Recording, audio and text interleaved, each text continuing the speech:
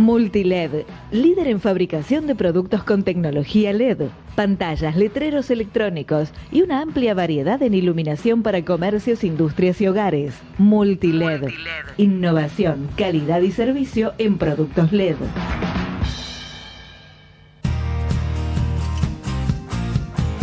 Música, política, deportes, espectáculos. Porque todo es cultura y porque somos radio. Radio Cultura. fmradiocultura.com.ar.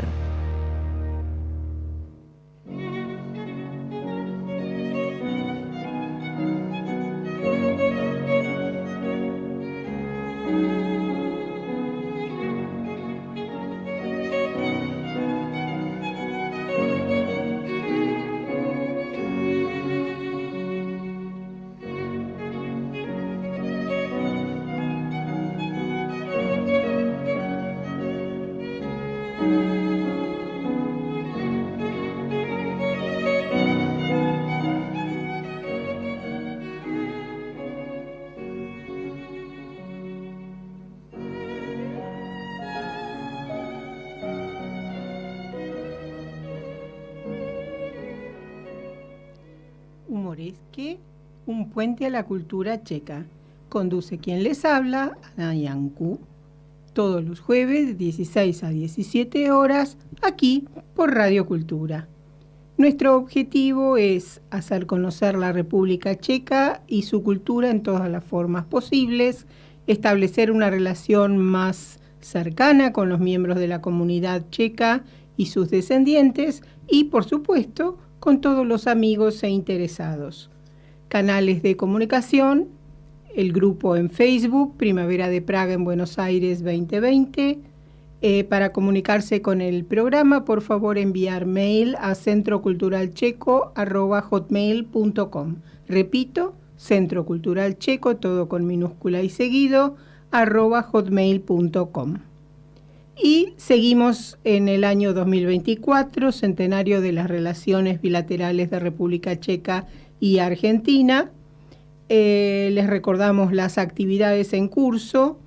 Está el encuentro de cine europeo, la delegación europea y 17 países participantes presentan una serie de películas que ya en su momento les indicamos. Y la República Checa presenta la película Il Bohemo del 2022, un drama música de 141 minutos sobre la vida de Józef Mysliveček y su relación, entre otras cosas, con Wolfgang Amadeus Mozart. El miércoles 23 de octubre a las 17 horas en la Alianza Francesa, Avenida Córdoba 946, y el sábado 26 de octubre a las 18 horas en el Centro Cultural San Martín, Sarmiento y Paraná, entrada por Paraná. La entrada es gratuita, les recomiendo que vayan un ratito antes para conseguir mejor ubicación. La grilla de todas las películas del cine europeo están en cineueargentina.com, todo con minúsculas seguido, funciones presenciales. Octubre va a culminar con el 28 de octubre, que es la Fiesta Nacional Checa, pero está completa con propuestas de cine. En noviembre tenemos la Semana de la Cultura Checa, que en más que semanas son varias semanas. Vamos a tener varias actividades que empiezan el miércoles 6 de noviembre con una gran apuesta, hermosa apuesta, en el Templo Libertad, en la sinagoga más antigua de la ciudad, donde Luis Caparra en órgano, Virginia Correa Dupuy, mezzosoprano, interpretarán las canciones bíblicas de Antonín Dvořák. Promete ser algo realmente inolvidable. Agéndense, miércoles 6 de noviembre a las 18:30 comienza puntual canciones bíblicas de Antonín Dvořák. El 12 de noviembre, que es un martes, en el Salón Dorado de la Legislatura porteña vamos a tener un concierto que va a ser una especie de cierre, de broche de oro a las celebraciones del centenario de relaciones bilaterales de República Argentina y República Checa, con el Cuarteto Fénix, un programa realmente destacado. El 19 de noviembre va a haber otra actividad, pero todavía esta no les puedo adelantar más.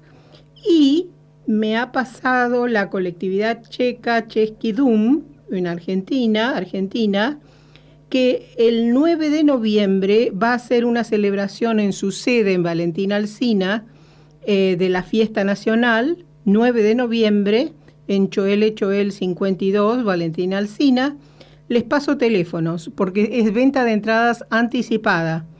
Como va a ser un menú tradicional, van a estar el conjunto Sokol, el Slovenski Spolo, también va a estar Alberto Dyson. Promete ser una jornada muy interesante. Les paso los teléfonos: 11 58 04 21 78, 11 31 64 92 29 y 11 68 24 01 31. O sea, ya pueden ir reservando sus entradas. Lo mismo próximo jueves lo vamos a repetir. Y hoy quería hacer un capítulo aparte con el poeta y periodista checo Jaroslav Seifert, que recibió el máximo galardón de literatura, el Premio Nobel de Literatura en 1984, el 11 de octubre de 1984, o sea que este año se cumplieron 40 años de esta situación, y muchas veces no se habla demasiado de él, y me pareció justo incorporarlo en nuestro programa. Nació un 23 de septiembre de 1901 en Žižkov, en el barrio de Žižkov en Praga, y falleció el 10 de enero de 1986, 2 años después de recibir el galardón, también en Praga. El Premio Nobel de Literatura lo recibe como reconocimiento a su brillante legado al mundo de las letras. En palabras de la Academia Sueca, fue premiado por su poesía que, dotada con frescura y una rica inventiva, proporciona una imagen libertadora del espíritu indomable y versatilidad del hombre. No obstante, el régimen comunista que reinaba todavía en aquella época, o sea, en la época en que se otorga el premio, mantenía una dura lucha con las fuerzas democráticas, por lo que oficialmente el régimen no prestó mayor atención a tamaño homenaje que el mundo rendía a uno de los grandes poetas checos. En 1921 escribe su primer libro, o edita su primer libro de poemas, La ciudad en lágrimas. Tras haberse iniciado en la poesía como poeta proletario, pasó por la etapa del poetismo, integrando el grupo de vanguardia Devět sil, literalmente 9 fuerzas. Posteriormente escribe poemas profundamente líricos y melodiosos como Manzana del regazo, Las manos de Venus, que expresan el asombro del poeta ante la belleza del mundo. Seifert también escribió sobre la belleza de Praga en los poemarios Vestida de luz y Puente de piedra. Quizás el más popular de sus poemas sea Maminka, Mamita, literalmente, escrito en 1954. En prosa publicó 2 libros de historias y recuerdos, como decía él: Astros sobre el jardín del Edén en 1929 y Todas las bellezas del mundo, ahora les voy a decir, publicado primero en 1981 y luego en 1982. En 1956, en un congreso de escritores, dice: Miro el pasado de la literatura checa y no encuentro a nadie que alguna vez se disculpara frente a los lectores diciendo: he caminado alrededor de vuestro dolor y del sufrimiento del pueblo checo y he cerrado los ojos. Si cualquier persona calla la verdad, puede ser una maniobra táctica, pero si un escritor calla la verdad, está mintiendo. Fiel a su filosofía, creía que un escritor está obligado a decir la verdad. Su relación con el régimen totalitario se mantuvo tensa, con excepción del periodo de intento democratizador de la Primavera de Praga de 1968. Conservó su actitud valiente tras la invasión de las tropas del Pacto de Varsovia y fue uno de los primeros en firmar el manifiesto antitotalitario Carta 77, donde se pedía que se respetaran los derechos humanos, nada más que ello.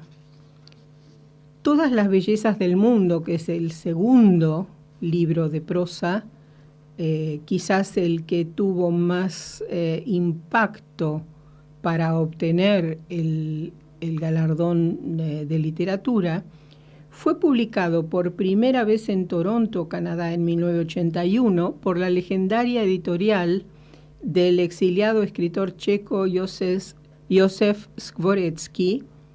También fue editado en Praga en 1982, pero tras sufrir numerosos cortes de la censura. En 1984, al ser galardonado con el Premio Nobel de Literatura, Jaroslav Seifert recibió un mensaje del ex canciller alemán Willy Brandt. Su lucha personal por la libertad, su condena de todo tipo de censura interna y externa, su coraje cívico y todo su esfuerzo en tiempos difíciles merecen la máxima admiración. Tras una prolongada enfermedad, Jaroslav Seifert falleció en Praga el 10 de enero de 1986. Tengo aquí algunos de sus poemas, van a disculpar, trataré de leerlos de la mejor manera posible, pero son muy interesantes. Acá tengo uno: tan solo una vez he visto el sol ensangrentado de ese modo, y luego nunca más. Con malos augurios se ponía en el horizonte y parecía que alguien hubiera abierto de una patada la puerta del infierno. Pregunté por qué en el observatorio y ya lo sé. Conocemos el infierno, está en todas partes y camina con dos patas. ¿Y el paraíso? Puede que el paraíso no sea sino una sonrisa mucho tiempo esperada y una boca que susurre nuestro nombre. Y luego el breve momento de vértigo en que a toda prisa podemos olvidar ese infierno. La traducción de los poemas que acabo de leerle y los que le voy a leer a continuación son todos de la traductora Clara Janés, una española, realmente un trabajo maravilloso ha hecho.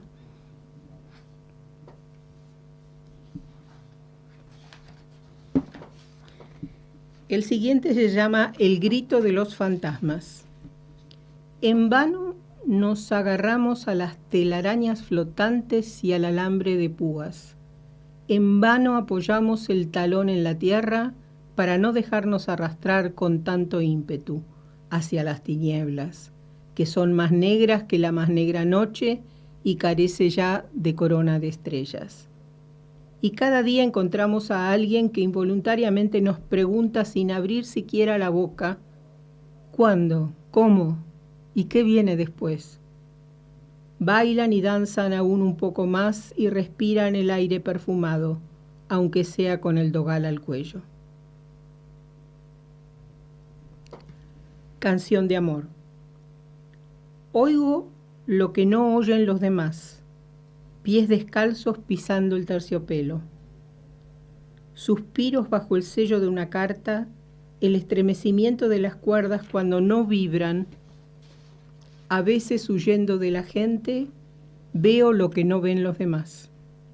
El amor vestido con la risa que se oculta en las pestañas, cubriendo los ojos.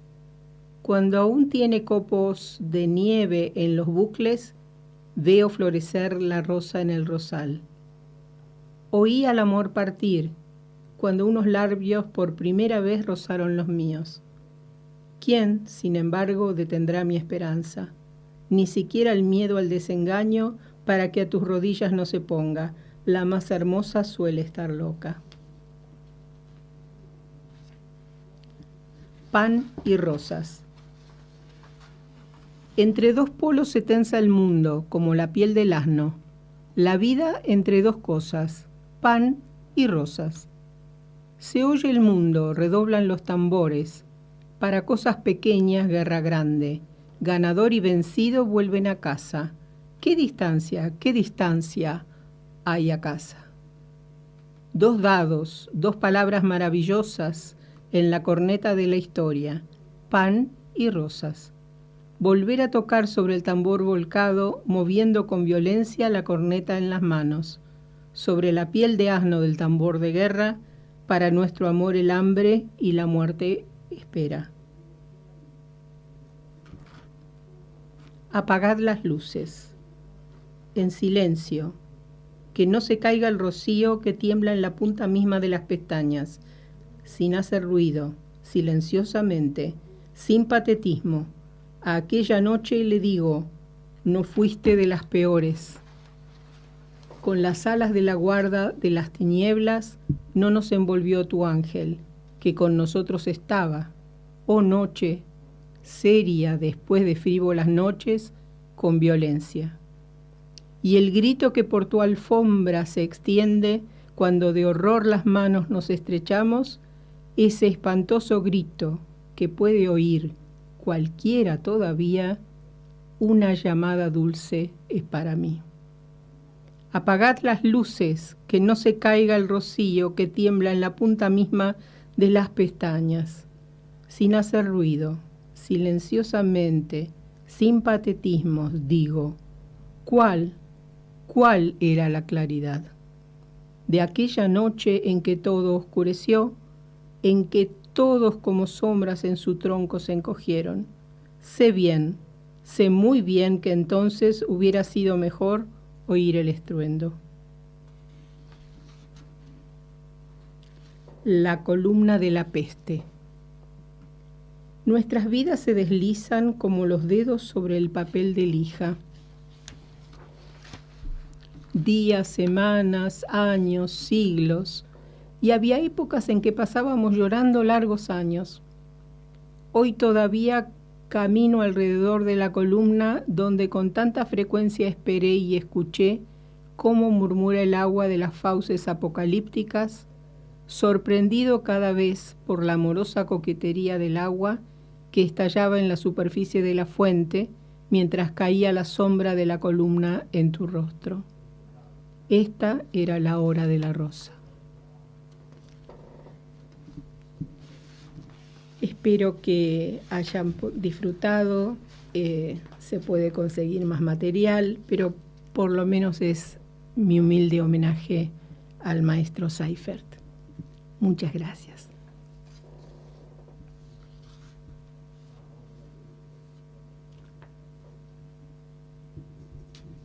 Y ahora, para reencauzarnos, volvemos a la música con una pieza que el compositor no es checo, pero sí los intérpretes. Me refiero a Meditación. Es un intermezzo sinfónico de la ópera Thais de Jules Massenet. Hoy les ofreceremos un arreglo para violín y arpa en la interpretación de dos grandes intérpretes checas.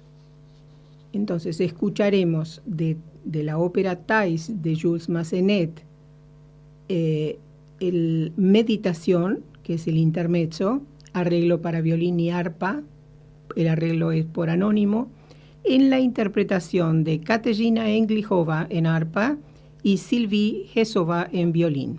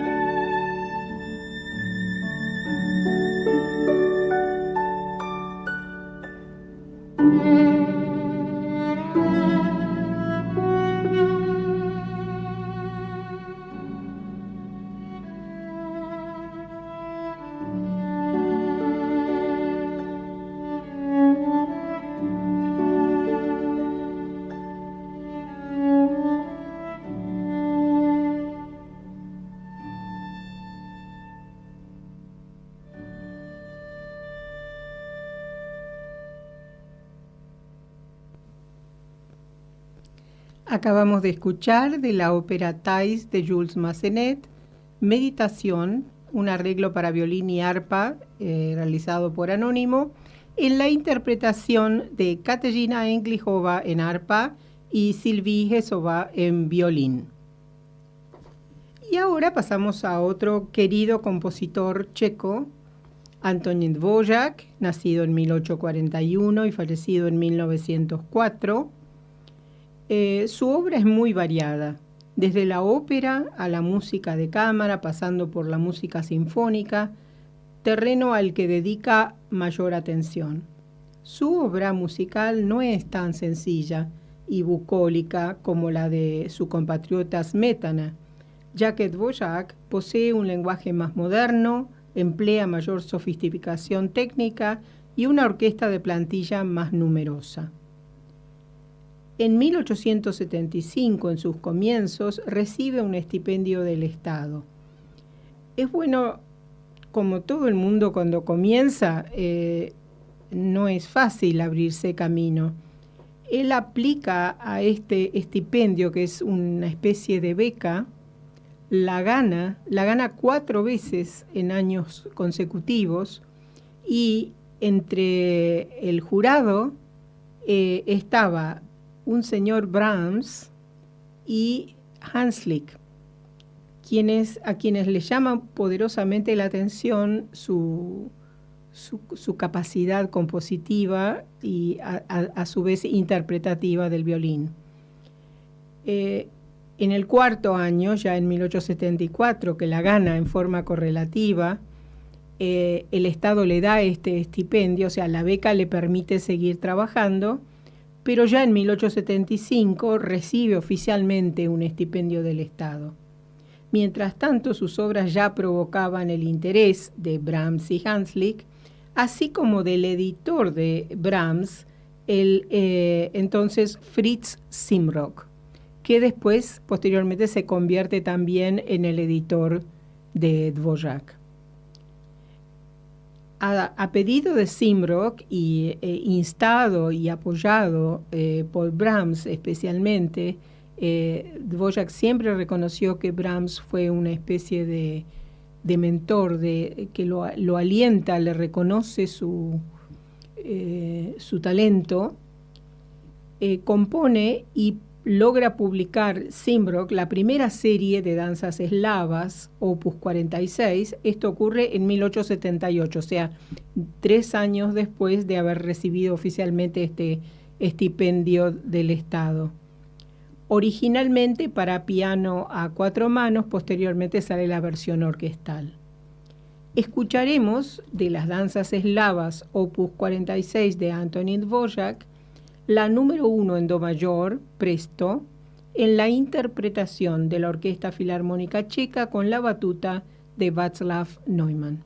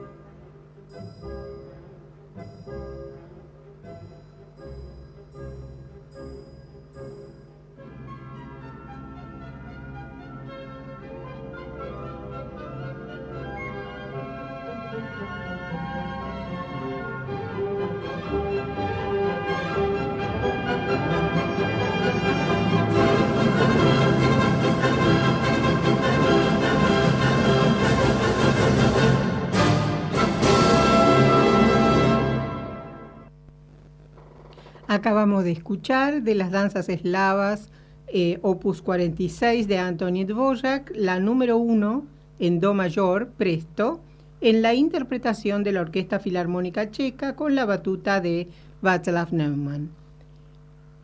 Siguiendo dentro de la primera serie, opus 46, son 8 las danzas, escucharemos la número 2 en mi menor, Allegretto scherzando, en la interpretación también de la Orquesta Filarmónica Checa con la batuta de Václav Neumann.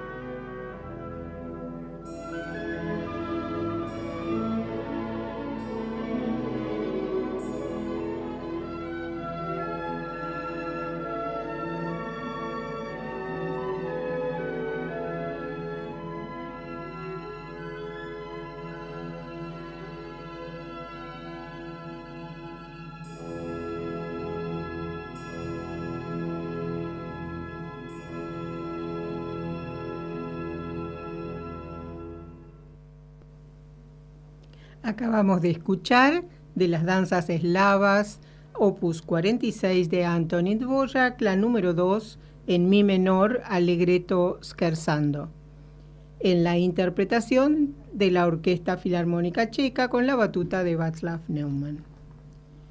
Fue tal el éxito de la primera serie de danzas eslavas de Antonín Dvořák, la opus 46, que su editor, Fritz Simbrock, ya editor no solo de Brahms, sino oficialmente también de Dvořák, le solicita en 1886 otro grupo de danzas eslavas, en este caso que lleva el opus 72, son otra serie de 8, o sea, en total las dos series son 16 danzas, con una repercusión mundial similar a la de la primera. A forma de graficarlo, escucharemos las danzas eslavas, de las danzas eslavas opus 72, la segunda serie de Antonín Dvořák, la número 1 en fa mayor, molto vivace, en la interpretación de la Orquesta Filarmónica Checa con la batuta de Václav Neumann.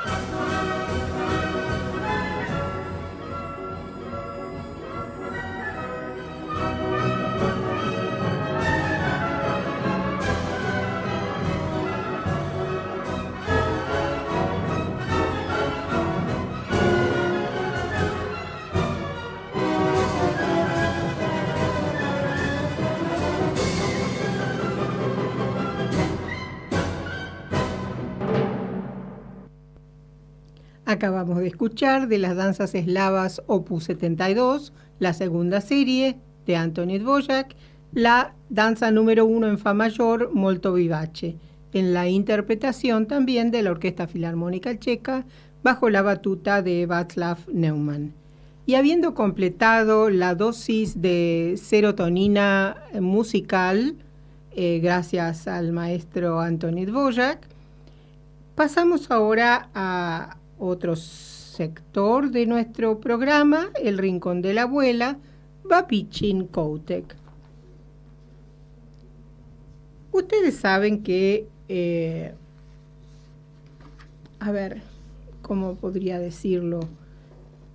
Las leyendas generalmente tienen final feliz o por lo menos algún aprendizaje, alguien aprende algo.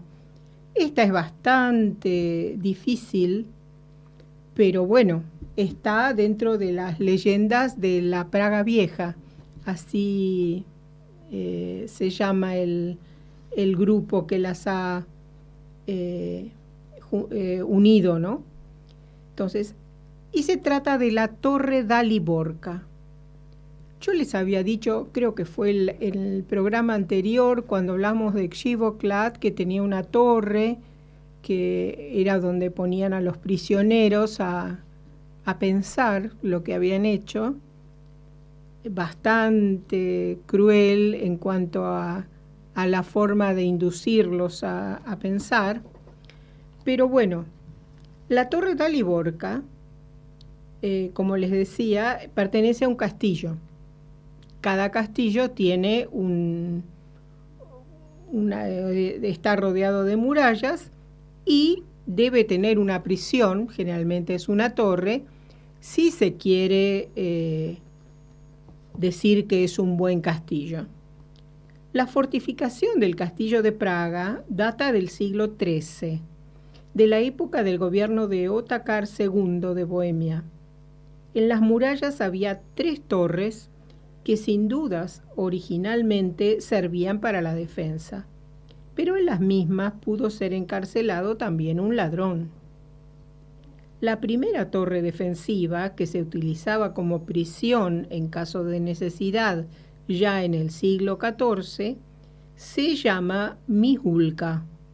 La segunda se llama Torre Blanca y la tercera Daliborka, es de la que les voy a hablar hoy. Esta última recibe el nombre según su primer recluso, Dalibor de Kozoyedi. Dicen que esto sucedió bajo el gobierno del rey Ladislao II, cuando el caballero Adam Ploskovsky de Drahonice tiranizaba a su pueblo pidiéndole trabajo tan duro hasta que los campesinos se sublevaban sitiando la fortaleza de Ploskovsky y apresaron al dueño y lo forzaron a liberar a sus vasallos. Luego decidieron avasallarse por voluntad propia al caballero más afable y gentil, Dalibor de Kozoyedi. Pero su actuación les cayó mal a los demás señores, que consideraron ese acto como una sublevación inconveniente y, además, como una gran amenaza que el ejemplo de los vasallos de Ploskovsky pudieran desencadenar una luz de otras rebeliones. Dalibor de Kozoyedi fue juzgado ante el Tribunal de Praga, fue encarcelado y, por el contrario, el caballero de Drahonice pudo recuperar sus bienes y privilegios anteriores. Dalibor esperaba el veredicto en un calabozo oscuro y frío de Daliborka, de esta torre, donde sufría privaciones físicas y mentales. Padecía hambre, se aburría y la añoranza y el miedo se apoderaron de su alma. Por eso pidió un violín. A pesar de que no dominaba el instrumento musical, se puso a tocar produciendo sonidos horribles. Pero Dalibor aparentemente tenía oído musical, porque con el tiempo los sonidos eran cada vez más melódicos, hasta que los tonos formaron melodías de canciones populares. Poco a poco, los vecinos radicados en las cercanías acudían a ese lugar para escuchar la música del prisionero, que aprendió a tocar de manera tan hermosa en el triste calabozo. El caballero aprisionado Dalibor de Kozoyedi bajaba un cesto de la torre y los escuchas conmovidos lo llenaban de comida y ropa, de manera que Dalibor no sufrió escasez durante un periodo corto. Desde aquel entonces se utiliza en este país el dicho «La escasez le enseñó a Dalibor a tocar el violín», que quiere decir de alguna manera que el hambre aguza el ingenio. Pero nada perdura para siempre. Un día se acabó la música y la torre Daliborka quedó en silencio. Todos se dieron cuenta que el juez había dictado la sentencia y que Dalibor fue ejecutado. Otra versión de la leyenda explica de manera un poco diferente el origen del dicho «La escasez le enseñó a Dalibor a tocar el violín». Cuenta que Dalibor fue torturado hasta que confesara haber provocado la rebelión de los campesinos contra el caballero de Dragonice. Le amarraron en un potro, llamado en aquel entonces también el violín, y le torturaron hasta que Dalibor de Kozoyedi se reconociera culpable, por lo que fue condenado a esa pena horrible. Y colorín colorado, esta terrible leyenda ha terminado. Como nos quedan unos minutos, les voy a recordar entonces las actividades. Por de pronto, hoy es 17 de octubre, el próximo miércoles 23 de octubre a las 17 horas en la Alianza Francesa, Avenida Córdoba 946, va a ser la primera edición de Il Bohemo, la película sobre Józef Mysliveček y Mozart. Y la segunda va a ser el sábado 26 de octubre a las 18 horas en el Centro Cultural San Martín, Sarmiento y Paraná. La entrada es por Paraná. En simultáneo, en AMBA y en otras ciudades del país, si quieren fijarse la grilla completa, en cineueargentina.com, todo con minúscula seguido, funciones presenciales. En noviembre, como les dije, vamos a tener la Semana de la Cultura Checa en Buenos Aires, instaurada oficialmente por la legislatura de la ciudad de Buenos Aires, que en un principio era la primera semana de noviembre, pero ahora las actividades transcurren a lo largo de todo el mes de noviembre, o la mayor parte. La primera actividad, miércoles 6 de noviembre, 18:30 horas, en el Templo Libertad 785, va a tener lugar el recital de voz y órgano a cargo de la reconocidísima mezzosoprano argentina Virginia Correa Dupuy y Luis Caparra en el órgano.